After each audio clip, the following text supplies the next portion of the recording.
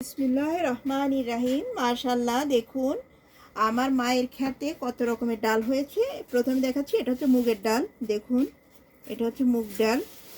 এবারে দেখাচ্ছি, এটা হচ্ছে শিমের বিচি। দেখুন, শিমের বিচি।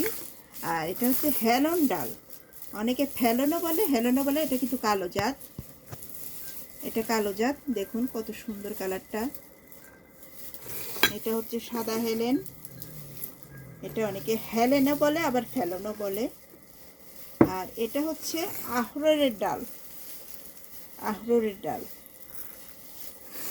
এটা হচ্ছে খেসারি ডাল। এগুলো কিন্তু সবই আমাদের নিজেদের চাষ। এটা হচ্ছে রাজমা, এখানে 3 পদের রাজমা মিশানো আছে, লাল, কালো, সাদা, সব রকমেরই আছে, এগুলো আর আলাদা করলাম না। এটা ছাই রঙের হেলেন। দেখুন 3টা 3 কালার, আমি দেখাচ্ছি আপনাদেরকে আবারও। দেখুন, এটা ছাই রং, এটা কালো রং, এটা সাদা রং। আর এটা হচ্ছে মৌসুমের বিচি। মৌসুমের বিচি অনেকে চিনে না। বিচিগুলো দেখুন বন্ধুরা কত বড় বড়। এটা কিন্তু চাইলে ভেজেও খাওয়া যায়, রান্না করেও খাওয়া যায়। তবে এই বিচিটা কিন্তু একটু গরম, এটাতে কিন্তু মাথা ঘুরায়, এটা কিন্তু সবাইকে সয় না।